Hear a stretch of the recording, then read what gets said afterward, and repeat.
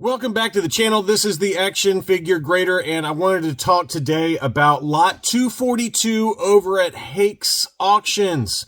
The auctions ended last night, November 20th, and the prices for, it was kind of like a mixed bag for most of the items. I personally think, when you look at everything as a whole, that the prices were up, that the prices were significantly higher on a lot of the items. There are exceptions, obviously, but in general, this auction lot was pretty incredible. There were a lot of pre-production items, stuff that you never see. As you can tell by this thumbnail, we had a carded Vlix that sold for big money, some other pre-production and prototypes and sales samples. Obviously, a L-slot rocket-firing Boba Fett prototype sold, and I just wanted to kind of give you a general feel for how the auction went. I've got a lot of items here to go through, so we're not going to wait anymore. I wanted to start off with a L-slot Boba Fett rocket-firing prototype. It was an AFA 85 unpainted.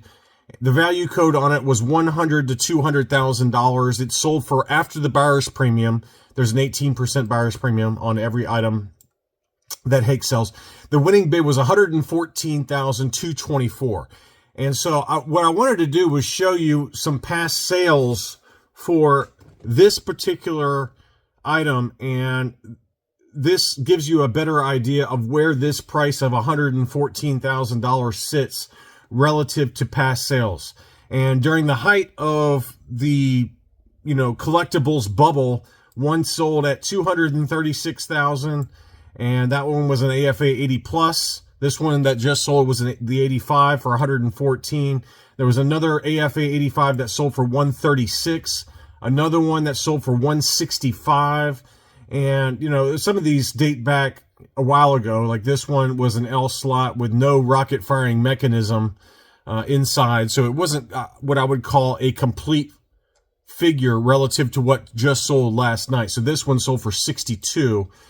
Because it was missing the rocket firing mechanism. But in general, that number's down, but not as low as maybe some of the others we've seen. It was towards the lower end of the range.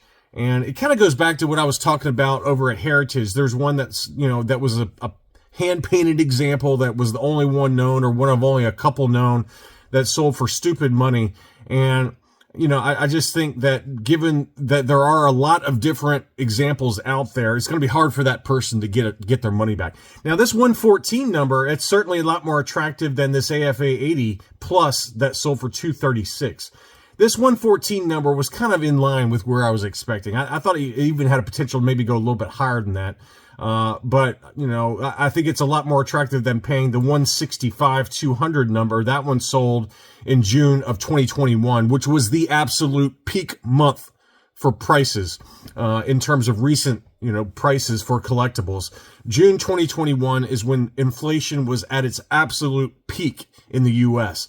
So, I think that number is going to, in the grand scheme of things, that number may, in the long run, may not be that high, but at least in the short term, that was a pretty significant number. This 80 plus sold June 2022.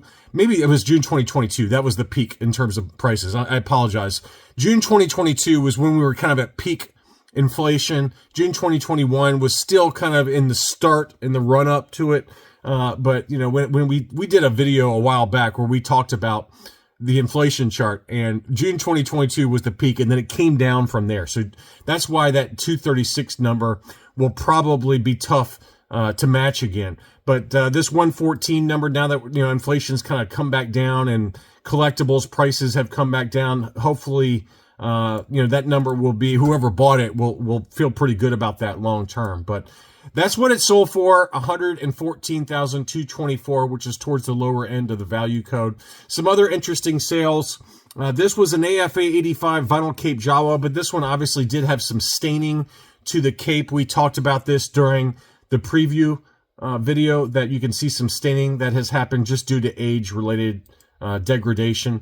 So that kept the price towards the lower end of expectations. The value code was 20 to 35.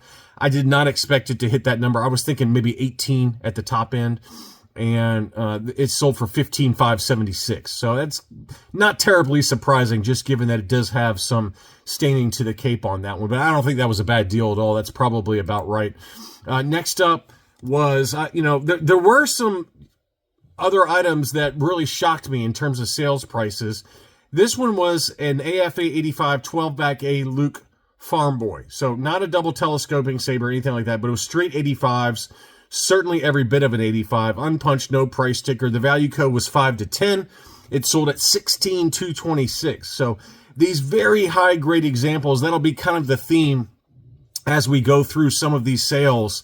And some of the sales, I mean, they're going to blow your mind. They really are. I mean, this one was not terribly mind-blowing, but it was still higher than I was expecting. I did not think it would get to $16,000, but a huge number there for some of these early card backs. And as a comparison, I'm trying, what I want to show you is, okay, if you're the average collector or an even investor, okay, a 12A for AFA 85 sold for $16,226. The very next example, 12-back B that was produced, that was an AFA 80. Now, it did have a 75 subscore, which a lot of the high-end collectors, they just try to avoid it, right? The value code on that was 2 to 5. It sold for $32.45. That, to me, feels like a safer long-term investment. I feel like you're going to get your money out of something like this than something like the 12-back A that sold for $16,000. Now, is it as a pristine of an example? No, of course not. No, it's a punched example. It's got a price sticker. But, if you're into Luke Farm Boys, that to me feels like a little bit safer investment in terms of getting your money out of it eventually versus that 12A. But who knows? There's always going to be a very discerning collector that's willing to pay big money. And I thought this was a pretty good deal. A 12-back A Stormtrooper. This one had the SKU on the footer. On the actual footer. And this is a very tough character to find for the, there's collectors that like to get these 12As with the SKUs on the footer. And the Stormtrooper is one of the more difficult ones to get. And the value code was 2 to 5,000. It sold for about $2,800. Feels like to me a pretty good number just because there's so few of these. I didn't look up the census count for it, but I bet there's not many of these for the Stormtrooper. It's just one of those particular characters. If you're collecting the SKUs on the figure stands, just a tough one to track down. Here was a 20-back A Princess Leia AFA 85 punched example. Value code was 1 to 2. It sold for $14.53. I thought that was a very fair number. Likewise, this one was a 20-back G for Princess Leia. It's the highest on the population report, none higher, unpunched, no price sticker. Now, it was a single score, and that'll be something we circle back to with one of these other items. You're taking a little bit more of a risk, in my opinion, when you're buying single score figures because it's an older grade and, will it still hit an 85 if you had submitted it today where they give you subscores? I don't know that. To me, it looks like it does. It's a beautiful figure. The figure's got no discoloration to it. And, if you're going to be buying white figures like Stormtroopers, like Luke Farm Boys, like Princess Leia's, you need to be aware of the fact that these figures can degrade inside the blister. And so there's a risk there. And this one sold for $18.37, which was, towards the upper end of the value code, but it probably should have, to be honest. I mean, look at this thing. That Princess Leia looks pretty much flawless. And the card, obviously, it looks basically case fresh. That one is a stunning example. And if you got the money, $1,800 is probably not going to make or break you, right? If you are ultra wealthy, like if you're bidding on the rocket firing Boba Fett, bidding $1,800 is like what you'd probably spend on a Starbucks coffee. That's in their mind. That's kind of what they're spending.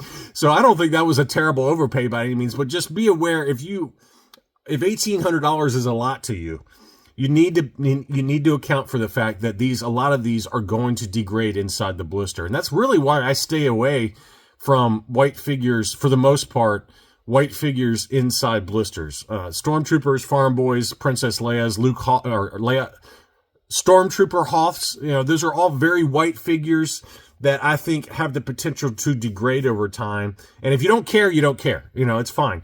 But it is a risk, I think, for a lot of those white figures. We've already seen other examples on eBay that has happened to. Here was a 21B Boba Fett AFA 75. That one sold for $42.83. AFA 85s we've seen hit 5 figures very easily. So I thought that was actually a pretty fair deal for what it was. A very nice example. The Boba Fett was very clean. Punched example with a price sticker. I thought this was a pretty good deal if you could live with a single score. It was an uncirculated 90 Meccano rectangular card Jawa. This is a very common item, but it was a U90, and it sold for below the value code of $700 to $1,000 at $649. I paid, a couple $100 more for mine, and mine's a U80. So this is an item that I thought was a very good deal. Very, very good deal. Even if you sent it in to get regraded, which I don't know why you would. This was a clear blister, unpunched, and uncirculated 90 grade. Very nice example that I think you'd be hard-pressed to lose your money on this one. I see them sell very often for significantly more than that in lower grade. So that was a good deal. And certainly I could live with the U90 single grade on that one, older grade. This was a shocker on the upper end of the scale. This was a loose graded 7-inch Takara figure. Now, mint on card, a Darth Vader mint on card 7-inch Takara figure in 80-ish kind of grade. We've seen them sell very, recently on Heritage as well as on eBay. And they go for $1,500 to $1,800, maybe a little higher, maybe into the twos. But this was a loose graded Takara AFA 90, and I don't know when this was graded. I assume it was a while ago and probably not recently graded, since they don't loose grade these particular examples anymore. But that one sold for $11.35, which was even above the high end of the value code. I was thinking in that $700 to $800 range max, but that one definitely went a little higher than expected. But it was a pretty cool item. I can't imagine there's a lot of those loose graded right now on the census. Here was one that's not graded, but this is the Darth Vader utility belt box set that was from Kenner, Canada. A very rare item that, you just don't see very often. There's a number of different kind of Halloween, these are probably related to Halloween. And, it had kind of a white lightsaber with a pistol that would never pass safety nowadays. It looks like a real pistol. And it's got the French language on it. Very cool item, very rare item. And it sold for $45.43. So it's just an item I haven't seen for sale since I've started tracking this stuff. On to maybe some of the other ESBs and things like that. This was the 31A IG88 that sold for a massive number. This is obviously the debut card for IG88. It's hard to find the 31A. The 32 back is, very similar to like the Bosk, where the 31 back is hard to find. The 32 back is a little bit easier to find, but the 31A for IG88 is not nearly as hard to find as like the Bosk 31A. But this number really shocked me. It was an AFA 80 plus, obviously unpunched, beautiful condition, but it blew past my expectations. I didn't think it would get past maybe $1,000 or $1,200. It sold at $1,641.97. So big number there. But certainly not as big as this one. This one was an absolute mind-blowing price for the most common Yoda that exists. This is the debut 32B Yoda. Orange Snake, obviously. AFA 90, old case, right? It was a single score, no sub-scores. AFA 90. The value code of 2 to 5, I thought it was like $5,000. No one's going to pay $5,000 for this. It sold for $18,568. I don't know why. This is a very common figure, admittedly not common in an AFA 90, but $18,000 is a insane number. That is well above what I expected. I was thinking maybe $2,500, maybe $3,000 at the very outset. An AFA 80 sets you back probably in that $1,200 to $1,500 range. But this AFA 90 blew past any expectations at $18,568. I don't know what was going on there. It must have been a bidding war, but zero chance you get your money out of this. Zero chance. I just don't see it happening with a single score AFA 90 for the most. I mean, this was one of the most highly produced figures from the Empire Strikes Back line, if not the most. There are many examples of a 32B Yoda. Now, are there many in an AFA 90? Probably not. But is it worth going to $18,000? I don't think so. I just don't think you're ever going to get your money out of that. And again, the person who bought this does not care, right? They don't care about that. But I'm just giving you my thought process as I look at it from an investment perspective, right? How am I going to get my money out of it? And, at some point we all die, right? Somebody's got to sell it. So, wow, just an insane number there. Here's another interesting sale that I don't know why it sold so high. I'm assuming it's just a very tough character / cardback combination to get. It's a 41E Star Destroyer Commander, light blue emblem, but, it was a yellowed 85.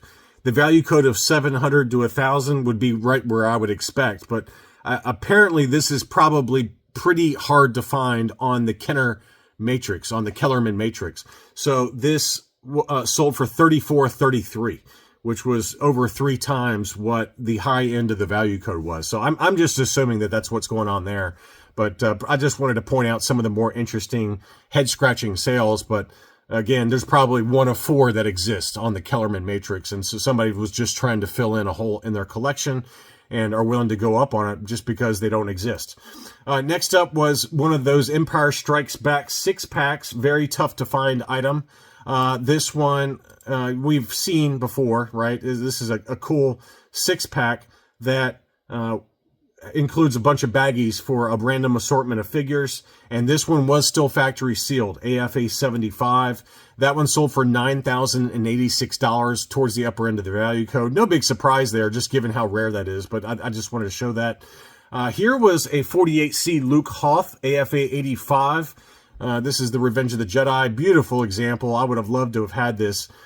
Just went a little bit higher than some of my friends who were bidding on this wanted to spend, and higher than I would spend, so I don't blame them for backing off on this one. Unpunched example, no price sticker though. Stunning card. Really, really nice. The value code was 1 to 2. It sold at $14.56, which I actually think is probably about market, but just higher than what my buddy and I would have wanted to go on. I was thinking like $1,100 to $1,200 max, so it kind of went slightly above that number, but no big surprise given that it was an AFA 85.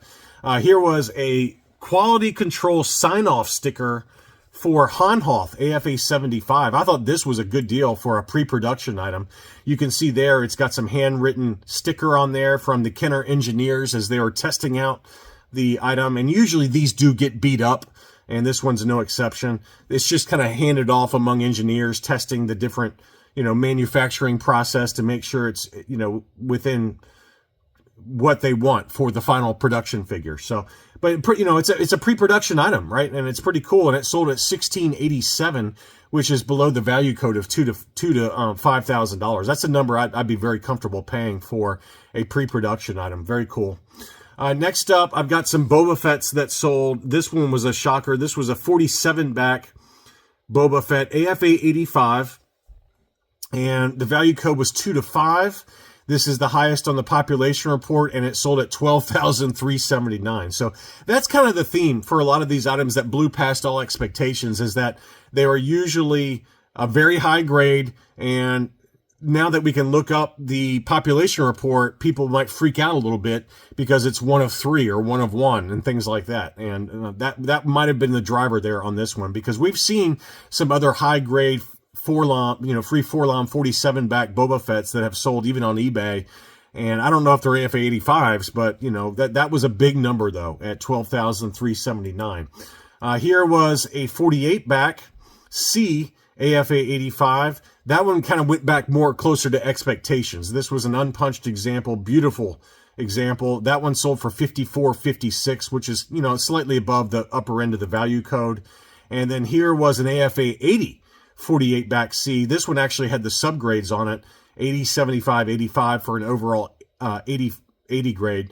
And that one sold for $2,200. I thought that was a good deal, good deal relative to what this unpunched example sold for. Single score though. So this was an older grade, right? But it sold for, over double what this one sold for. And again, I don't think either one of those were terrible deals. Would I have spent $12,000 on the 47 bag? No, I think that's a big number relative to what these two sold for. And again, it's not apples to apples. I'm not trying to say they are, but I'm just saying what I would feel comfortable paying if I had the money. On to some other pre-production items. Here was that really cool kind of salesman sample for Bib Fortuna with the white cape. Very rare item. And that one sold for huge money, as we all expected. I've seen loose graded examples for this Bib Fortuna sell for pretty close to what the final winning bid was. This one sold for $28,556. Again, somebody on Rebel Hideout on Facebook had a loose graded example that sold for over $22,000 if memory serves. So this one was mint on card, and it was on a Walrus Man card back salesman sample. So to me, that 28 number doesn't seem terribly bad, really, relative to what the loose graded example sold for. This one would be much cooler to have versus the loose graded. Now, it's big numbers, no matter which way you cut it, but I thought that was pretty cool. Here was another sales sample. This was a wicket with a, it's kind of like a first shot prototype wicket because it had a dark cowl, is how it's labeled by AFA. They says, let's see if we can find it here. Dark cowl and staff. So, it's probably like a first shot prototype, type of wicket that's on a sales sample squid head card back, slightly yellowed blister, AFA 80. And the value code on that one was 5 to 10. It sold for $13,421. Just another really cool sales sample. If you've got sales samples, BOE, I'm looking at you. You've got some big money, okay? So you got to be careful how you price those whenever you sell those. Probably a Vectis type of item, given that you're over in the UK, or obviously Hakes, but those things are worth a lot of money. I know you've got 3 or 4 of those. So that it's just really incredible to see what those sales samples have done over the last 10 years. They continue to go up in value, and just really incredible items. Some other pre-production items. This was a first shot prototype Han Bespin AFA 80, obviously unpainted with alternate color schemes. I guess, really this could probably be the not alternate color schemes. I don't know what the final plastic was, but obviously the plastic for the legs is correct. I would imagine that the plastic for the body is correct. So, this one might be what the final production figure used in terms of the plastics. But, it mentions peach head, black torso, white arms, AFA 80. And I personally thought that the value code was way too high on this one. Most ESB first shot prototypes, they do tend to command a big number relative to Return of the Jedi or even some of the Star Wars first shot prototypes, but just because there's not many of them out there. But I thought the value code of 20 to 35 was pushing it. You usually see them sell on Facebook in that 10 to 15 range is where they usually are. Some of them can go a little bit lower, like 6 to 8 to 9, somewhere in there. But this one did sell for 10,384, which, was kind of more in line with my expectations. So I'm not really shocked that it didn't reach the value code of 20 to 35 on that one. This is an example of where, this one shocked me on the upper end. This one was an AFA 85 plus clear torso pull. It's like a first shot prototype. Let's see what it says here. First shot torso pull and head pull. So it wasn't a first shot altogether, right? The arms and the legs were, I think, added after the fact to kind of give the figure the full figure look. I have a I have a Lobot like that, 2 Lobots like that. I have a first shot head pull and a first shot torso pull separately graded. This one has the first shot torso and head pull together on the same figure. And they just added the arms and legs for effect there. But that one sold for $28.55, which, I've seen this one for sale. This one was for, I don't know if it was this particular one, but I've seen other examples like this for sale on eBay for less. So I was a little shocked that that one hit $28.55, but that's what it did. It sold for $28.55, which was kind of towards the lower end of the value code, but I was thinking like $1,500, $1,700 max on that one. So that one went a little higher than expected. Here was an incredible item. Obviously, this was the unproduced Leia from the 12-inch line. So this one was never actually released at retail, and this one is a prototype for the Leia Bespin. And I think the starting bid price was $25,000. It ended up at $32,450. Just an incredible item. And I don't know if this came from Gus Lopez or not, but what an awesome example from Kenner history to have a item that was never released at retail for the 12-inch line, the Leia Bestman. Obviously, there's a Han Hoth. There is a Lando. I don't know if there's any others, but those are the three that come to the top of my head. But that just shows you how coveted those unproduced Kenner items are. Absolute stunning item. Next up, here's, again, a Miro Meccano Darth Vader AFA 80. And that one really blew past my expectations. I was not expecting it to sell for $4,000. It sold at $4,000. I was thinking $2,000 to $2,500. So again, I don't know. Some of these foreign items, this is a theme that a lot of the foreign items that are hard to find, they really command big money in today's market. There's a market for those foreign items. So if you've got, Miro Meccanos or, other kind of high-grade PBPs from the Return of the Jedi line, mint on card, there is a very active and robust market right now for those, and those prices have definitely gone up over the last 5 to 10 years.